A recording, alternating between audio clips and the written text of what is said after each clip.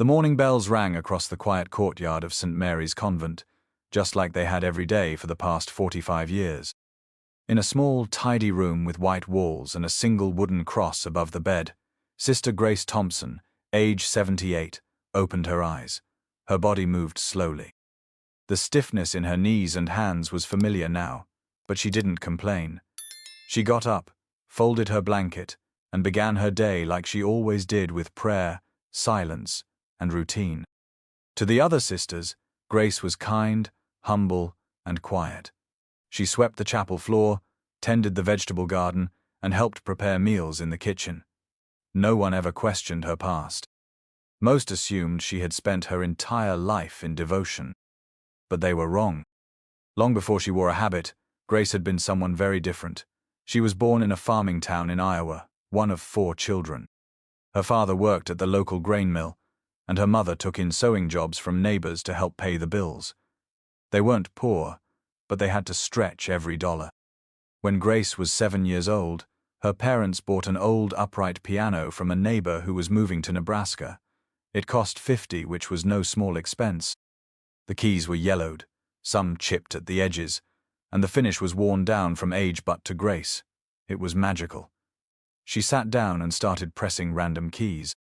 The sounds were scattered and unpolished, but something about it lit her up inside. There were no lessons. They couldn't afford a teacher. But Grace had a rare gift. She could hear a melody once and play it back by ear. She listened to the radio, sometimes the same song 10 times, and tried to copy it exactly.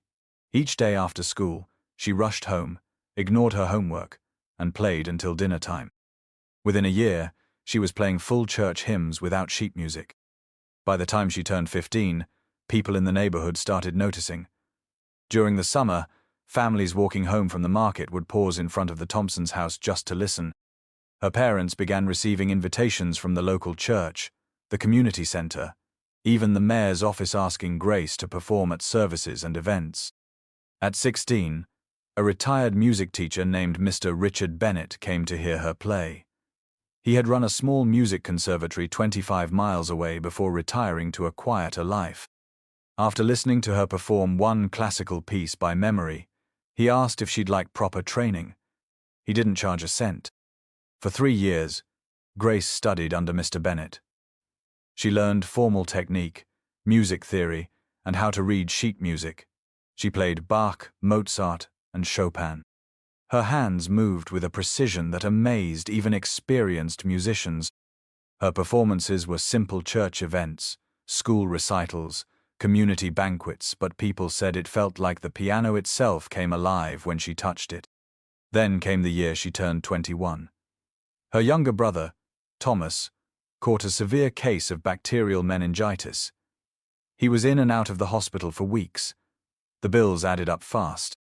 Her father was laid off during a wave of factory closures. For the first time, they were behind on their mortgage and utility bills. Grace stopped playing. She took a job at Dottie's Diner, working the morning shift 5 days a week. She poured coffee, wiped down tables, and served eggs and bacon to truckers passing through town. Her fingertips, once used to glide across ivory keys, became rough from carrying trays and washing dishes. She didn't resent it. She loved her family. But something inside her felt quiet, like a part of her had been packed away. During that hard year, Grace found herself going to church more and more. Not to play, but to sit, to pray, to breathe. She stayed long after services ended, sitting alone in the pews, looking at the stained glass windows. For the first time, she felt peace not from applause, but from stillness. When her brother recovered, and her father found work again, Grace made a decision. She told her parents, her music teacher, and her closest friends. She was entering the convent. Everyone was stunned. Her best friend cried. Mr. Bennett tried to talk her out of it. "Grace, you're throwing away something that people spend a lifetime trying to reach," he said. But Grace was calm. She said, "Music was a gift. But maybe it wasn't the whole gift. Maybe the real calling was something else." On a cold spring morning, she packed her few belongings, kissed her family goodbye, and walked through the front gates, of St. Mary's Convent. That was 45 years ago. Since then, she had never touched a piano. Not once. And no one note. Even the Mother Superior knew that the elderly nun who peeled potatoes and watered the hydrangeas had once been considered a musical prodigy. But soon, that secret would no longer stay hidden. Catherine Thompson was just 25 when she made the decision that shocked everyone in her life. Her friends at the music academy called her crazy. Her piano instructor, who had mentored her since childhood, pleaded with her to reconsider. "You're walking away from a gift that could take you anywhere," he said, voice tight with emotion. But Catherine wasn't confused. She had thought deeply, prayed quietly, and listened to something beyond applause or ambition. She believed God was calling her to serve in a different way.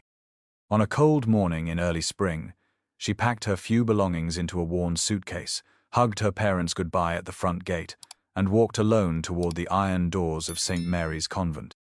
It felt like crossing into another world. St. Mary's was a place of silence and structure. The women who lived there rose before sunrise for prayer, spent their days in quiet service, and retreated to their small rooms well before nightfall. There were no radios, no television sets, no idle chatter. The rules were strict, but clear. Everyone lived equally, humbly, and without personal ambition. The convent valued discipline over expression, devotion over display. So when Catherine noticed the old upright piano tucked into a corner of the community room, her heart skipped.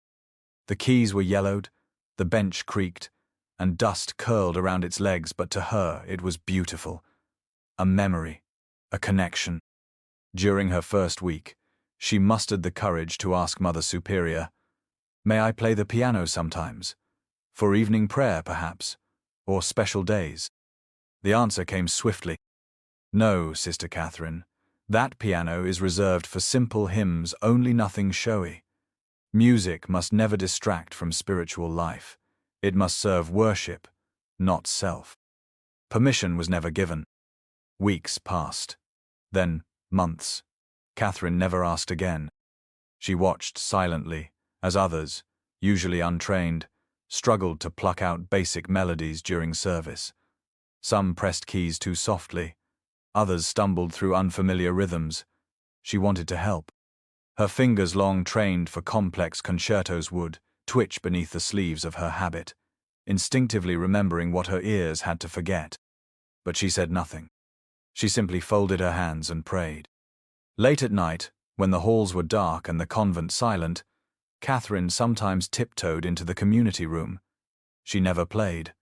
That would break her vow.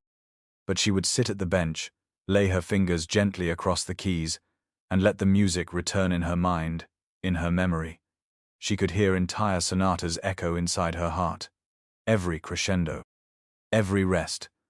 The muscle memory remained, even as the years tried to erase it. These quiet visits became her secret comfort. And the years stretched on. Catherine threw herself into the work of the convent. She helped in the kitchen, pulling hot bread from the ovens and tending to the vegetable patch behind the chapel. She visited the sick, mended worn habits, and spent hours in contemplative prayer. She was never idle and never bitter. She smiled easily and lived with grace.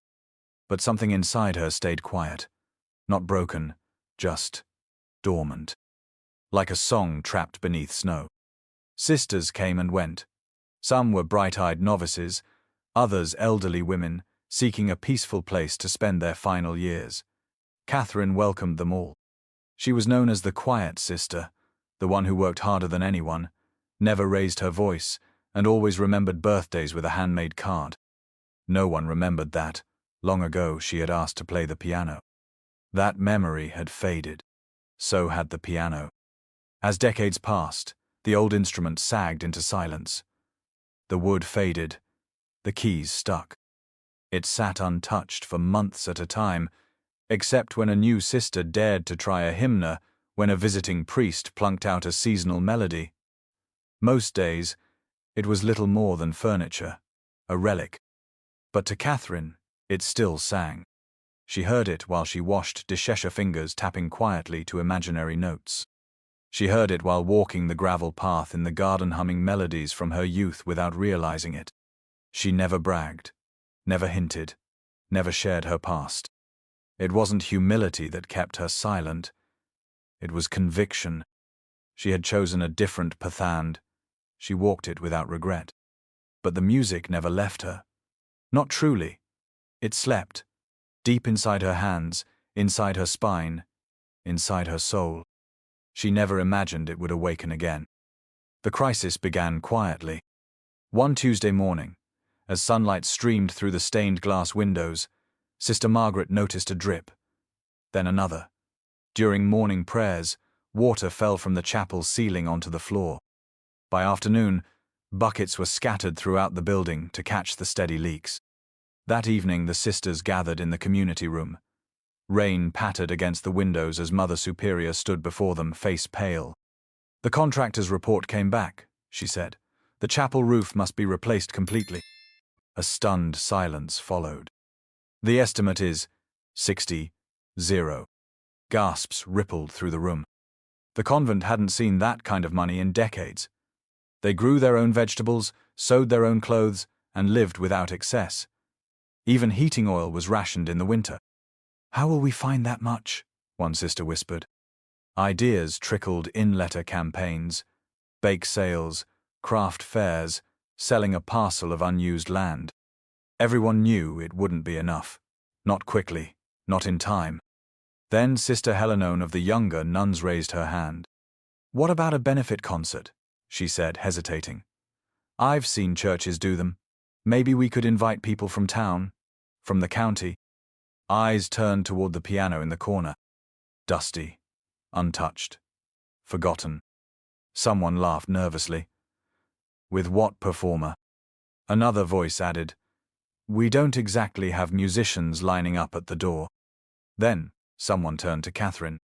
"Sister Catherine, didn't you say once, a long time ago?" But Catherine didn't speak. She looked down at her hands, then at the piano. And for the first time in 43 years, she thought, maybe this gift wasn't meant to be buried after all. 3 days before the concert, the chapel had never felt this tense. The sisters sat in a tight circle in the common room, hands folded, some gripping rosary beads more from stress than prayer. The air was thick with disappointment. Mother Superior stood at the front, reading the latest update. "Professor Williams has been hospitalized with severe pneumonia. The doctors say he will need at least a week of full rest. He won't be coming." No one spoke at first. They had sold over 240 tickets. Local media had published glowing previews about the benefit concert. Guests from neighboring towns had booked accommodations just to attend. Everything had been riding on this night. Sister Helen, holding a clipboard of seat reservations and donor names, dropped it onto the table. "No one else can make it. I've called everyone. Every pianist I know is booked or too far away." "We'll have to cancel," Mother Superior said quietly. The room seemed to darken. "We'll refund what we can. We'll issue an apology," she added, trying to sound calm. "It's disappointing, but we have no choice. We can't fake a concert." Sister Margaret let out a sigh. Sister Ruth's eyes filled with tears. They had worked for months. This wasn't just about the music. It was about the leaking roof, the broken water heater, the heating bill coming due in 2 weeks. It was about survival. And now, it was gone. Grace sat near the back, near the small window that looked out toward the chapel. The same chapel she had helped clean for nearly 5 decades. Her face was calm, but her heart beat fast. She looked at the others, the women who had become her family over 45 years. Women who had cared for her when she had the flu, who had laughed with her at small celebrations, who had prayed with her through every hard season. She couldn't let this happen. As the room buzzed with murmured plans, ideas of bake sales, smaller events, or reaching out to donors, Grace stood. It was the first time she had risen during a group meeting in years. "Sister Grace?" Mother Superior looked over, surprised. Grace folded her hands in front of her, then took a breath. "I could play." The room fell silent. Several heads turned. One or two sisters frowned in confusion. Sister Margaret looked hopeful, but most simply didn't understand. "Play what?" asked Sister Ruth gently. "The piano," Grace said softly. "I could perform." There was a pause. Then, a few stifled coughs. A chair creaked. Mother Superior spoke carefully. "That's very kind of you to offer, Sister Grace. But this isn't a casual recital. This is a paid event. People are expecting—" "I can really play," Grace said firmer now. It was the first time she had interrupted anyone in years. "I know it's been a long time, but I remember everything." Sister Helen leaned forward. "What kind of music do you know, Sister Grace?" "Classical, Chopin, Bach, Mozart, Paganini. I remember full programs. If you give me tonight and tomorrow to rehearse, I could be ready." A low hum of voices filled the room again. Some sisters whispered in concern. Others just stared at her. Mother Superior looked directly at her. "I recall, many years ago, when you first arrived here, you asked to play the piano. I said no, because at the time I believed it was a distraction, something of pride, and we were called to humility." Grace nodded. "And I obeyed." "Yes, you never asked again." Mother Superior's eyes softened. "But I must ask you now, why bring this up after all these years? Why now?" Grace looked around the room. She saw exhaustion. She saw disappointment. She saw despair trying to take root. "Because this is the home I've served for 45 years, and it's falling apart. I can't let that happen. Not if I can help." Her voice shook slightly but stayed strong. "I know I may look like an old woman with a quiet voice and a mop in my hand, but there was a time I played concert halls. Big ones. People paid to hear me, and they didn't leave disappointed." Several sisters gasped. "I never told you because I didn't want to bring attention to myself. That's not why I came here. But if I can help now, if there's even a small chance, I ask that you let me try." Mother Superior hesitated. The tension in the room rose. She looked at Grace. Looked at the old hands, now clasped together. The habit she wore like a second skin. The face of a woman who had asked for nothing in decades and was now asking for this. Then she shook her head slowly. "I appreciate your intention, truly, but we cannot risk humiliating the order. This isn't a prayer gathering, it's a concert, with expectations, with donors, with reporters. If it fails, we lose more than money. We lose trust." A heavy silence returned. Grace felt something inside her dim slightly. She gave a small nod and sat down. The meeting ended 5 minutes later. Some sisters offered her quiet glances, half apologies, half curiosity, but no one said anything directly. Grace didn't argue. She didn't raise her voice. But that night, while the others went to bed, she sat alone in the empty chapel. She pulled the piano bench back, lifted the lid, and placed her fingers on the keys. For the first time in over 4 decades, she began to play. Not loudly, not to prove anything, just to remember, just to feel. The notes flowed like breath. And unknown to her, one young novice sister, Margaret, stood in the back of the chapel, watching quietly, eyes wide with awe. The event had begun, with hope in the air. Dozens of chairs had been filled with well-dressed guests. Soft music played through the speakers. Volunteers in pressed uniforms guided people to their seats. Sister Helen whispered final instructions to the ushers as Mother Superior made rounds, thanking early donors. At 6:55 p.m., everything was going as planned. At 7:02 p.m., everything fell apart. A sharp pop echoed through the chapel, followed by the acrid smell of burning plastic. The microphone went dead. Then the speakers gave out a high-pitched whine and shut off. The lights flickered. Someone in the back of the room muttered, "That didn't sound good." The sound system had shorted. Worse, the MCone of the younger parish volunteers was too rattled to manage the crowd.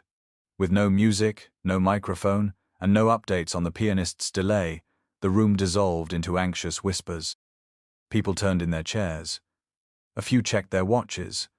Others got up to grab a drink or head outside for air. The energy, the anticipation drained out of the chapel like water through a cracked pipe. Sister Helen rushed from one corner of the room to the other, trying to reassure guests, but her voice couldn't carry. Mother Superior whispered to one of the ushers, "Find out how far out Professor Jameson is.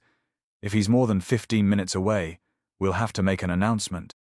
Behind the scenes, panic was blooming again. That's when a small voice spoke. "She can play," said Sister Margaret, one of the novices. Her voice was barely audible over the crowd. She pointed toward the far side of the room, where Sister Grace stood near the edge of the curtain, watching the unrest with calm, watchful eyes. "Sister Grace?" Helen asked, blinking. "She hasn't played publicly in—" "She's the one who helped me learn Bach last year," Margaret whispered. "She never said it, but I think she used to be something more." Mother Superior stared across the room. Then slowly she gave a single nod. That was all Sister Grace needed. She didn't wait for applause or an introduction. She didn't even glance at Donald Reeves, who had resumed sipping his wine and scanning the room with visible irritation. She simply stepped out from behind the curtain and walked toward the grand piano. People noticed.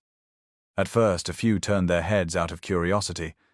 Then, as she reached the bench, a ripple of confusion moved through the room. Quiet conversations turned to murmurs. "Is that one of the nuns? What's she doing? I thought the concert was delayed." Donald Reeves set down his glass. "What is this now?"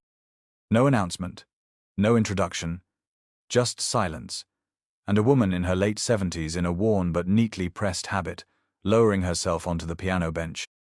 Her hands trembled slightly, not from fear, but from memory. She placed them gently on the keys.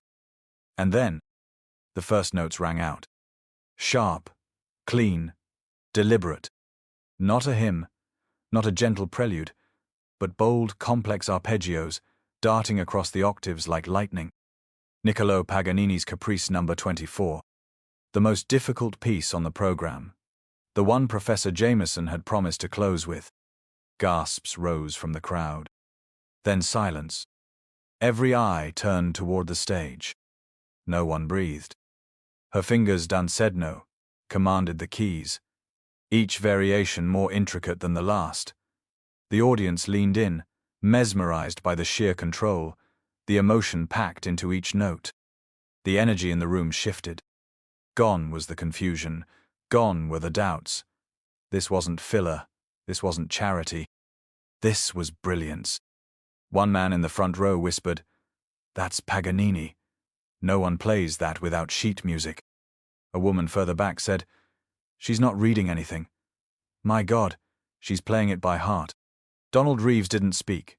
He sat motionless, his expression locked in disbelief. His fingers gripped the edge of his seat. As the piece swelled, building toward the final variation, a few guests began to tear up, not just from the music but from the sheer unexpected beauty of it all. A woman so overlooked, so dismissed, holding an entire room in the palm of her hand. When the final chord rang out and Sister Grace lifted her hands, the room was still. Then a single clap. Then two. Then the entire audience rose to their feet. Thunderous applause erupted. People shouted, "Bravo!" and "Encore!" Some guests wiped tears. Others just shook their heads in stunned silence. Sister Grace stood, bowed once with quiet dignity, and stepped away from the piano without a word. The MC reappeared, his voice shaky, his microphone still dead, but none of it mattered. The moment belonged to her. Behind the curtain, Sister Helen turned to Mother Superior. "She saved the night." "No," Mother Superior whispered, her voice thick with emotion. "She gave it its soul." Meanwhile, Donald Reeves sat frozen, the glass of wine untouched. His cheeks red not from embarrassment alone, but from the sharp awareness that he had misjudged someone in the worst possible way. The woman he'd mocked for being old, for being irrelevant, for daring to offer herself in a moment of crisis. And she had answered with something so powerful, so flawless, that even he couldn't deny it. Sister Grace didn't return to the piano that night. She didn't have to. She had already proved everything. Quietly, completely, and without needing anyone's permission. The night everything changed. The chapel's community room was nearly full. Folding chairs stretched wall to wall, set in careful rows. Bouquets of hydrangeas and lilies flanked the old upright piano, its mahogany polished to a soft shine. At the back, a small hand-lettered sign read, "Benefit Concert. All welcome." And yet, despite all the beauty and calm, there was a knot of uncertainty in every corner. Behind the curtain, Sister Grace sat alone on the edge of the stage, staring at her hands. Just 24 hours earlier, Mother Agnes had said no. But when no other performer could be found and, with tickets sold and expectations mounting, she had changed her mind. "All right, Sister Grace," Mother Agnes had finally said. "You can try. But if your rehearsal doesn't go well, we cancel everything. We cannot afford a public embarrassment." Grace had nodded. She understood. The stakes were high. Too high for pride. That night, she had practiced for hours, her fingers stiff at first, then loosening like muscles waking from a long sleep. By the time she had finished, she could feel it. She wasn't just remembering. She was playing. Fully. Now, as the concert neared, Grace could hear the quiet murmur of guests filling the room. Some were whispering, some were checking their watches. And near the back, a man in a tailored blazer set up his phone on a small tripod. He didn't work for the convent. He had just come to support the fundraiser. But he'd heard whispers something about an elderly nun playing solo. He was curious. So he hit record. At exactly 8 p.m., the lights dimmed. Mother Agnes stepped onto the small stage. "Good evening, everyone," she said into the microphone. "Thank you for being here tonight. This concert is more than just music's hope. For our chapel, for our future." She paused. "And now, I'd like to introduce a woman you've probably seen here for decades, but never like this, Sister Grace Thompson." Soft applause began, then grew. Grace walked slowly to the bench. Her black habit brushed against the wood as she sat. The room went still. She looked down at the keys, and she began to play. Not timidly. Not like someone asking for permission. She opened with Bach's invention, number 13. The notes floated with clarity and warmth. Her fingers moved with grace, no just skill, but emotion. Experience. Then came Chopin. Then a gentle interlude of Debussy. Then a bold, confident rendition of Beethoven's Pathétique Sonata. By the fourth piece, the man with the phone whispered to his wife, "She's incredible." The video kept rolling, capturing every keystroke, every wrinkle of expression on Grace's focused face. By the sixth piece, several guests were dabbing their eyes. Some were watching the performance with their mouths slightly open. No one had expected this. Certainly not from a 78-year-old nun who had never once taken the spotlight in 45 years. One woman whispered, "How is this possible?" Another said, "She's better than most concert pianists I've heard." And the man's video? It was still recording. After a full hour of playing, Sister Grace ended with a quiet, soulful arrangement of Ave Maria. When she lifted her hands from the keys, the room remained frozen for just a second, then erupted in a standing ovation. Phones were up. People were clapping, crying, shouting bravo. Grace stood, bowed once, and stepped back into the curtain's shadow. But it wasn't over. The man uploaded the video before he left the building. The title? 78-year. Old nun silently stuns an entire room with her piano performance. By morning, it had over 1.1 million views. Within 24 hours, local news picked up the story. Then national outlets, then global websites. "Who is Sister Grace?" became a trending topic. Everyone wanted to know. CNN called the convent. So did NPR. So did the New York Times. Music critics reached out. Former students of Grace's from 5 decades earlier found her through alumni networks and began sharing their own stories. By the third day, the convent's donation page had passed. 312, far more than needed to repair the chapel's roof. And then came something no one expected. Donald Reeves, a well-known philanthropist and real estate developer from Boston, appeared at the convent gates. He had watched the video with his wife, twice, then again with his grandchildren. "This woman," he told reporters, "has reminded me of what humility and greatness look like when they live in the same person." At a press conference held in front of the chapel, he addressed the cameras. "I want to personally apologize for doubting the power of that moment, and I want to make it right." He reached into his coat pocket and handed Mother Agnes a signed check. "Wu Bai Ling. To not only fix the roof," he said, "but ensure it never leaks again." And with that, the simple nun who once mopped the floors quietly each morning had become a symbol of faith, resilience, and unexpected brilliance. The applause hadn't even faded when the first camera light flickered on. A teenager sitting near the middle aisle had recorded Sister Grace's final piece and quietly uploaded it to his social media account with the caption, "You won't believe what just happened at the convent concert." He didn't expect much, just a few likes from classmates and maybe a comment from his music teacher.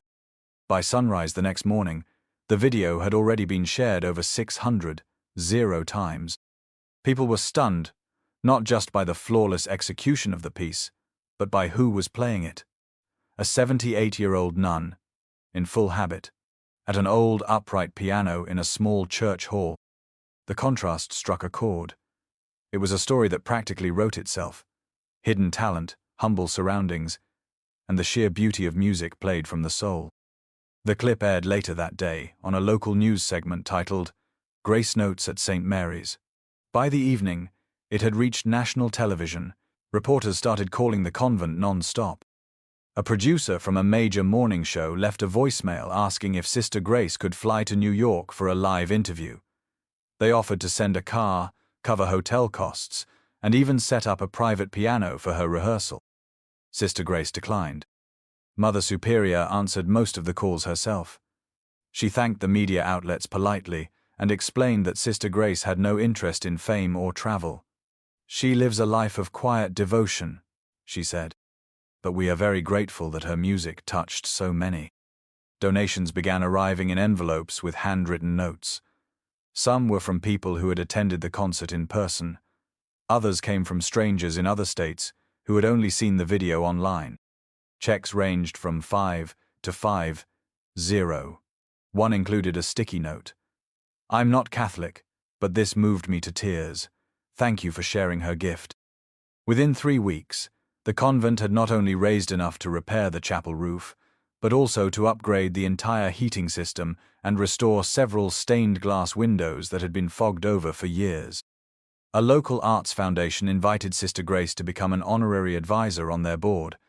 They were especially interested in her input on a new program to bring music education to underfunded rural schools. Grace politely declined the title but agreed to meet with their team once a month. She felt she could help more by guiding quietly from the side. One day, a delivery truck pulled up outside the convent. 2 men unloaded a large wooden crate, carefully marked, "Fragile." Inside was a brand new grand piano donated by the instrument's manufacturer, with a gold-embossed card that read, "For Sister Grace. May your music continue to inspire generations." The community room, where the concert had taken place, was updated to accommodate the new piano. It became a special space not only for weekly prayers and holiday gatherings, but also for music practice. Some of the younger sisters began asking Grace for lessons. At first, she hesitated. She hadn't considered teaching again, but the joy on their faces reminded her why she had loved music in the first place. Grace began holding short sessions every Thursday afternoon. She'd teach finger placement, posture, and the emotional meaning behind each composition. She was gentle but firm, encouraging but honest.